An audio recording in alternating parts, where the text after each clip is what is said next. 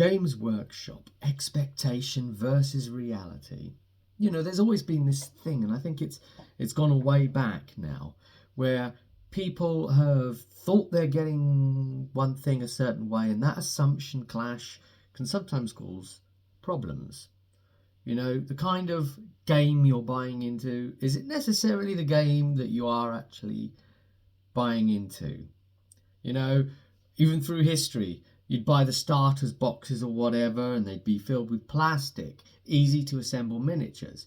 And then you'd find out, oh, well, actually, you know, this war machine and this character and this other thing and this whole units of specials or rares or whatever these units are, entire units will need to be assembled out of metal. Now, I know a lot of you will say, hey, the metals are superior and yada yada blah blah blue. That's not me, and a lot of people I knew. The experience we had was terrible with metals. The things falling apart, them not bonding correctly, pinning not working out well. You know, I'm too much of an idiot to do that because I'm injury prone. When I start getting with a drill in my hand, I start drilling myself and with glue and things, and not good. And when you're dealing with really very fine parts that need pinning, then, you know, I've damaged parts as well by trying to drill them for pinning, by gluing them first, attempting to glue them first, and them not bonding sort of thing. And I've tried lots of different solutions, the 2-part epoxy, super glue, the one with rubber in it that makes it a bit less brittle, because you get this thing over the years with super glue, say, that it gets really, really brittle, and then a dice hits it somewhere and a joint just falls straight off and cracks your plastic, your paint, and ruins your paint job, and oh, I can't remember how I painted that, and so on and so on. It's just too much misery. I don't do metal. And so then it's that problem of, well, what are you then getting? You're forced to then do metal. So you didn't necessarily think you were getting into the hobby completely that you were. That's being improved now. Plastic has come on a very long way, and what they're able to do with plastic is incredible. A lot of other kinds of characters are now being rendered in beautiful quality plastic, and the fact that Games Workshop held on to their type of plastic that glued together really well with the plastic cement, okay, versus other game systems where it was always stick our metals together, our metals. That's why I really didn't play those other systems. You know, Infinity looked great, never played it. And, you know, all these other things that came out, even Mantic's range had a weird kind of hard plastic that did not glue together well. You know, it more felt like it needed, you know, it was more like a resiny behaviour, like it was going to need some sort of super glue or whatever. So no, thank you, no. So that's really my loyalty in a pragmatic sense, or why I didn't cross over and then take all my energy into something else. So, you know, I think, you know, this assumption clash can be over things like that. We got a little bit like distracted there talking about the hobby stuff, but you know, I think Storm of Chaos was another one, you know, and just maybe all the tournaments, but I think that one was the one that really broke everybody's hearts, because back then, just as I was really getting big into the hobby, sort of 2005-ish, when Storm of Chaos happened, it was a world campaign. So it was the sort of thing where they created a website specially for it. They'd already done a few like it, but this was the biggest one up to that point. And it was, hey, play your games at home, register your games online at our special website, and it will affect the outcome of the campaign, right?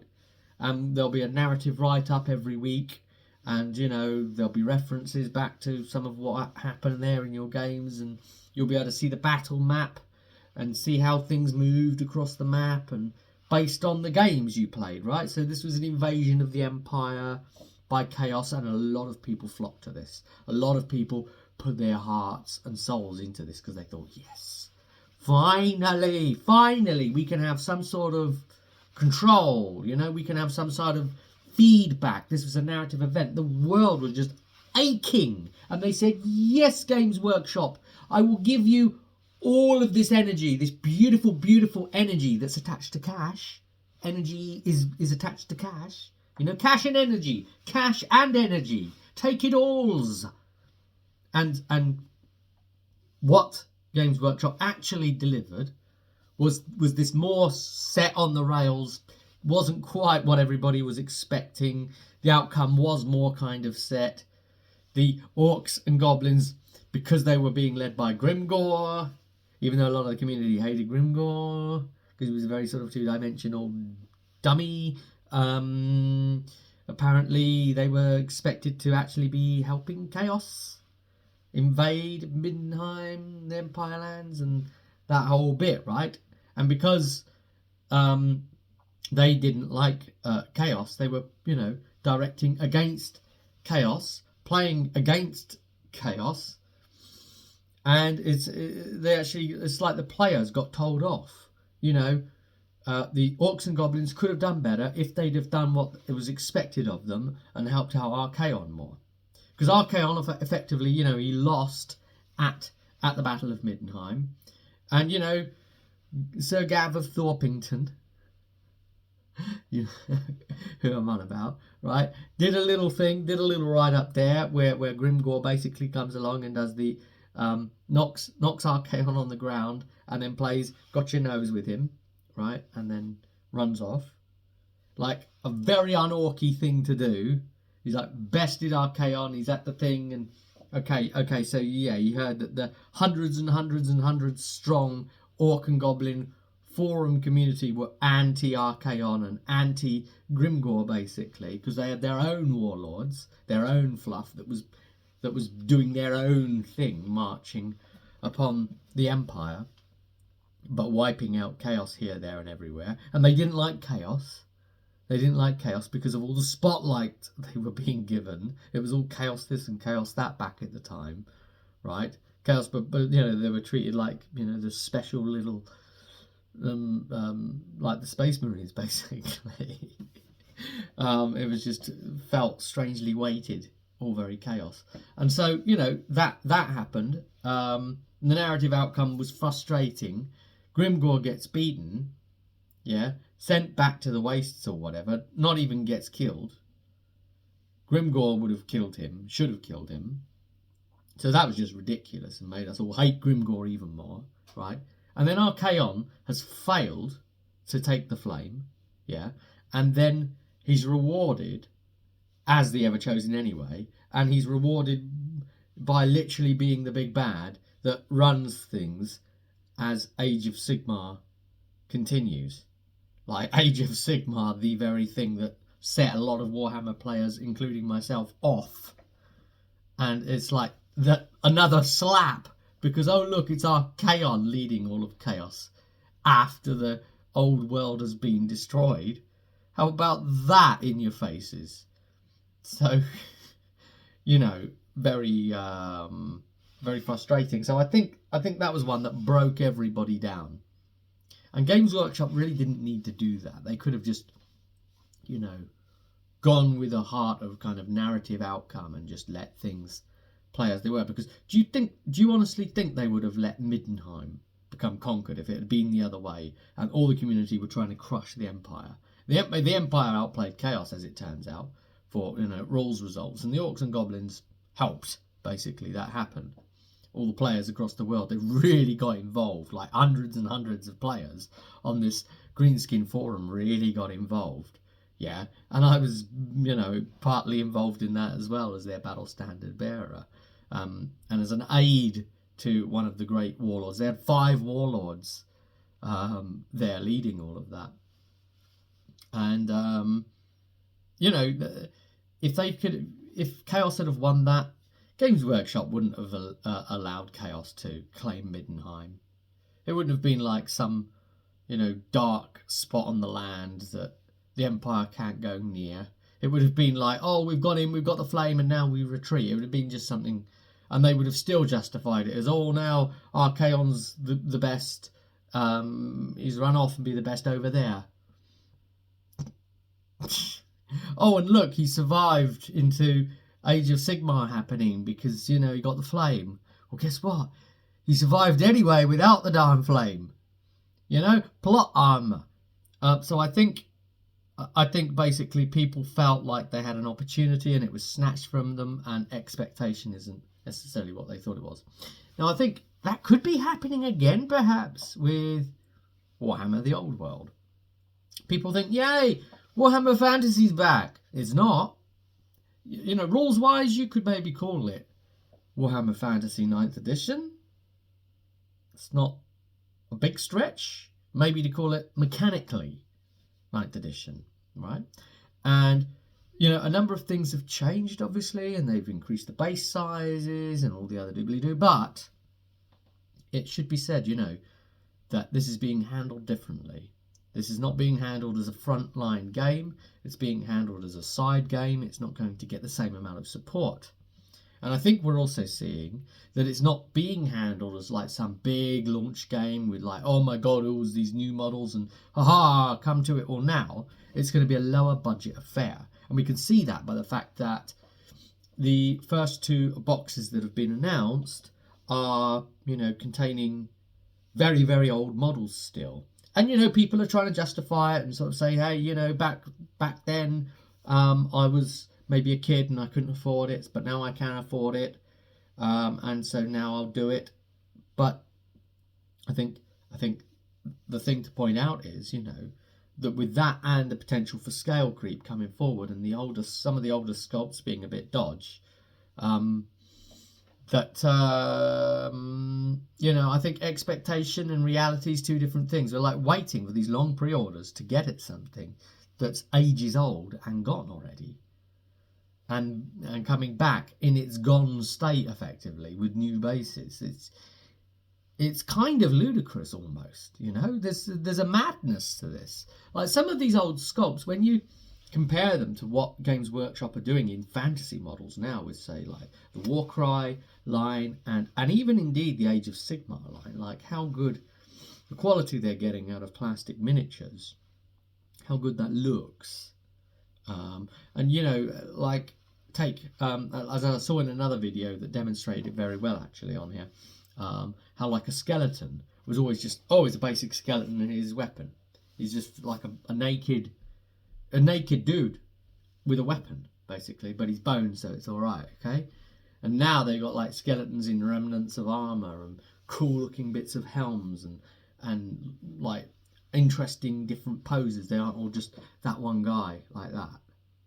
And like lots and lots of that one guy stood there like that, times 20 as your monopose unit, you know, and you've got all this variety of different kinds of states of undead, you know, to make the whole thing look a bit more ragtag and bish bash bosh together, just like, hey, I'll take you out of the ground, you, all these different individuals, and pull them all up, because they aren't kind of like a quick, get in your livery and march with me now necessarily. They're kind of, well, you molded and you got destroyed and that part of your body was broken, so you've got all this variation without having to go kind of so far into conversion to achieve a more sort of motley, disparate look amongst the units. Okay, so you've got all these beautiful breakthroughs happening in like the modern line. The AOS is getting all that beautiful smothering treatment of loveliness, and then what, like Tomb Kings are going to get a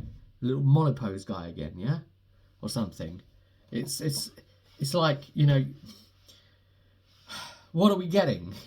What are we getting here? Are we going to get like, are they going to say, okay, you're going to get the horrible metal minis back? Is that what's going to be happening here? Because, you know, kind of that's a deal breaker for me straight away. And, you know, there's no reason not to just 3D print at that point, you know.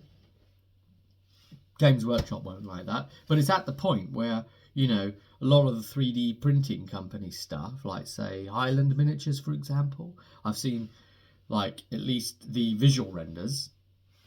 I haven't seen, like, what the miniatures look like in my hand yet, but, you know, like, what they look like visually, the STL files, look better than, say, at least the basic old fantasy models that we left off from.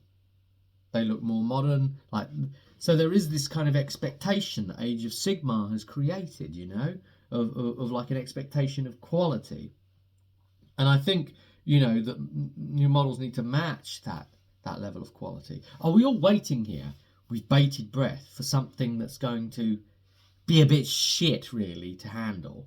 And then they'll expect us to buy it again new when we finally make it sell so well. And then they'll say, we're bringing out a new version of that box so that you can get rid of that box, because they won't match the new version. The new version looks up to date, correctly up to date. And you're really going to want to fill these because they look way cooler than the ones you've just bought. But hey, thanks for helping us launch. They might as well just, like, take donations to help the game going, you know, like Kickstart. Why don't they just kickstart the damn units? The units that we are going to want later. Why don't they just do that? Why don't they just crowdfund the damn thing? If they crowdfunded, yeah, if Games Workshop crowdfunded their miniatures, this is a great idea, actually, isn't it? If they crowdfunded their miniatures, those things would be backed like that. They wouldn't have to worry about sales because they'd have them, and it would be print to supply, right? We sold this many, we'll print that many, done. I mean, literally crowdfund it. Move with the times, Games Workshop. You know, give people the release they want once. So, you know, you have to remember, though, this is Games Workshop, and they do have a tendency of letting you down, potentially. They can do that. They will do that, you know. They're not infallible. Very far from it currently still. I'd love a time when they've got their act together completely. You know, I can't complain. We're at least getting something, you know. We're getting something and the rules look great and I desperately still want to play it. I'm a little bit worried about the old sculpts. I'm a little bit worried about the metals maybe being involved and whatever.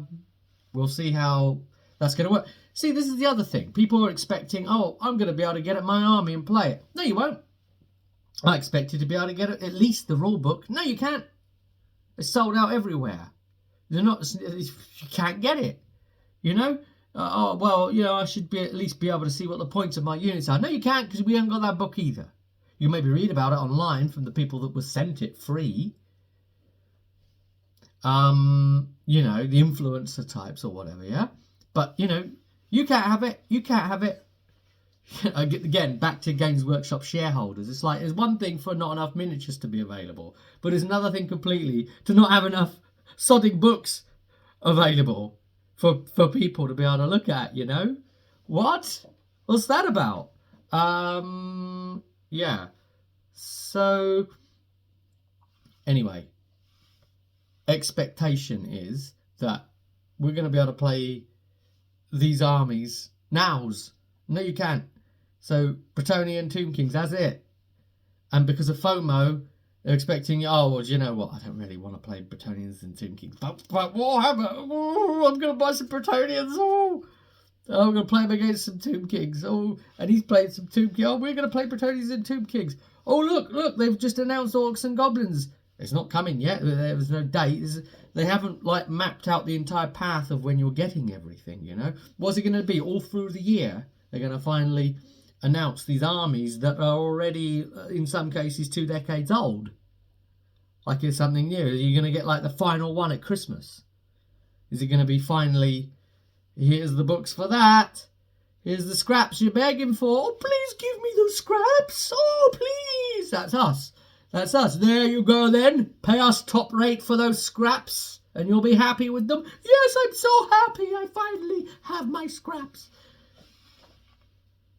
What is going on? And, you know, if you don't believe that they're going to do this all through the year, look at how they did the Blood Bowl teams.